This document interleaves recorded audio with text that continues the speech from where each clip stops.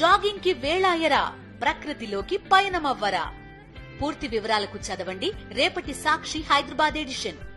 మీరు భరత్ అనే సినిమా చూసే ఉంటారు. దాంట్లో సచివాలయ ఉద్యోగులు ఆలస్యంగా వస్తున్నారని సీఎం ముందేళ్ళు అక్కడ ఉంటాడు, ఆ తర్వాత ఆ పరిస్థితి చక్కబడుతుంది. సో అలాంటి ప్లానే ప్రస్తుతం తెలంగాణ సచివాలయంలో చేయబోతున్నారా అంటే ఈ ఐటెం చూస్తే మీకే తెలుస్తుంది. తెలంగాణ సచివాలయంలో సమయ పాలన పాటించని ఉద్యోగులకు ప్రభుత్వం చెక్ పెట్టబోతోంది.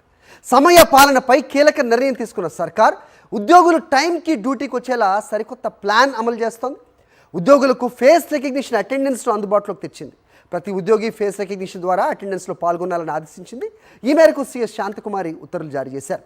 ఈ నెల 22 నుంచి సెక్రటేరియట్లో పనిచేసే అన్ని స్థాయిల ఉద్యోగులకు ఫేషియల్ రికగ్నిషన్ అటెండెన్స్ అమలు కానుంది.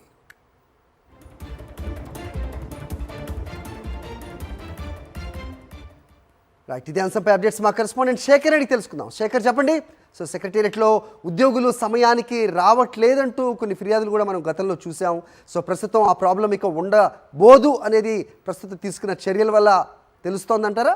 ఫేస్ రికగ్నిషన్, బయోమెట్రిక్ అని చెప్తున్నారు. ఏం జరుగుతుంది? అప్డేట్ చెప్పండి.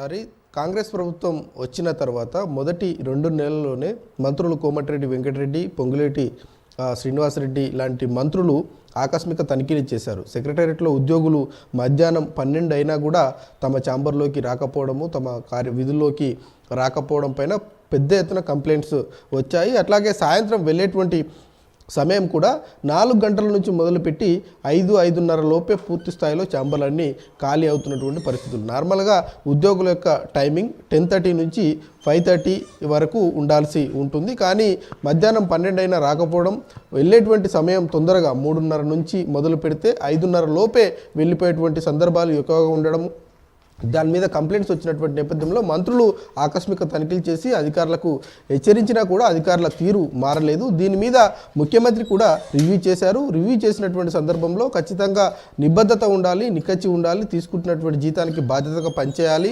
సెక్రటేరియట్లో ఉద్యోగులు బాధ్యతగా పనిచేస్తేనే రాష్ట్ర వ్యాప్తంగా ఉన్నటువంటి ఉద్యోగులంతా కూడా తమ విధులను సక్రమంగా నిర్వర్తిస్తారు అంటూ ఆదేశాలు జారీ చేయడమే కాకుండా ఫేషియల్ రికగ్నిషన్కి సంబంధించినటువంటి సిస్టమ్ను అందుబాటులోకి తెస్తున్నాము. మొట్టమొదటిగా ముఖ్యమంత్రిగా రేవంత్ రెడ్డి సీఎస్ శాంతకుమారికి అందుబాటులోకి తీసుకొస్తారు, తర్వాత ఉద్యోగులకు కూడా అందుబాటులోకి తీసుకొస్తారంటూ స్వయంగా ముఖ్యమంత్రి ఆదేశాలు జారీ చేశారు. దీనిలో భాగంగానే సీఎస్ నిన్న ఒక సర్క్యులర్ జారీ చేశారు. సెక్రటేరియట్లో పనిచేసేటువంటి 33 డిపార్ట్మెంట్లకు ఈ మొబైల్ మెసేజ్ ద్వారా దీన్ని పాస్ చేయాలి, అట్లాగే డిపార్ట్మెంట్లకు సర్క్యులర్ జారీ చేయాలంటూ ఆ సర్క్యులర్లో పేర్కొన్నారు. ప్రతి డిపార్ట్మెంట్కు సంబంధించినటువంటి ఇన్ గేటు, అట్లాగే ఎగ్జిట్ గేటు, సెక్రటేరియట్కు ఉన్నటువంటి 4 గేట్ల దగ్గర ఎంట్రీ, ఎగ్జిట్కి సంబంధించినటువంటి పాయింట్లు కావచ్చు, అట్లాగే ప్రతి ఫ్లోర్లో ఎంట్రీ, ఎగ్జిట్కి సంబంధించినటువంటి పాయింట్ల దగ్గర ఫేషియల్ రికగ్నిషన్ సిస్టమ్ని ఏర్పాటు చేయాలి. ఉద్యోగి ఆన్ టైంకు ఇన్ పంచ్ చేయడమే కాకుండా అవుట్ పంచ్ కూడా ఆన్ టైం ఉండేలాగా చూసుకోవాలంటూ పేర్కొన్నటువంటి పరిస్థితులు. శేఖర్, ఒక్కోసారి ఉద్యోగుల నుంచి మనకి రిటాలియేషన్ వస్తూ ఉంటుంది చాలా సందర్భాల్లో. ప్రస్తుతం ఉద్యోగులు ఎలా చూస్తున్నారు ఈ అంశాన్ని?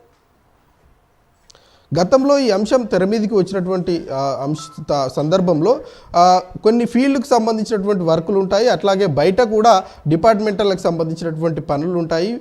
ఖచ్చితంగా సెక్రటేరియట్కు వచ్చే ఇన్పంచ్ వేసేటువంటి సందర్భంలో బయట ఎమర్జెన్సీ వర్క్ పడినప్పుడు వెళ్ళేటువంటి అంశం ఉంటుంది. కాబట్టి దాన్ని పరిగణలోకి తీసుకొని వాటిని కూడా కన్సిడర్ చేసి ఈ ఫేషియల్ రికగ్నిషన్కి సంబంధించినటువంటి యాప్ సిస్టమ్ ఏదైతే ఉందో దాన్ని అమలు చేయాలంటూ ఉద్యోగుల నుంచి డిమాండ్ వచ్చినటువంటి పరిస్థితులు ఉన్నాయి. అట్లాగే ఎక్కువ మొత్తంలో ఉద్యోగుల నుంచి ఈ ఫేషియల్ రికగ్నిషన్ను కొంత వ్యతిరేకిస్తున్నటువంటి సందర్భం ఉంది. కాబట్టి ఈ నెల 22వ తేదీ నుంచి అందుబాటులోకి వస్తుంది. ఐడి కార్డుని కూడా క్యారీ చేయాలని చెప్పారు. మరి ఎన్ని రోజులు ఈ సిస్టమ్ వర్కౌట్ అవుతుంది? ముఖ్యమంత్రి తానే స్వయంగా నేను అమలు చేస్తానని చెప్పాడు కాబట్టి ముఖ్యమంత్రి కూడా దానిలో పాల్గొంటారా లేదా అన్నది చూడాల్సి ఉంటుంది. ఓకే శేఖర్.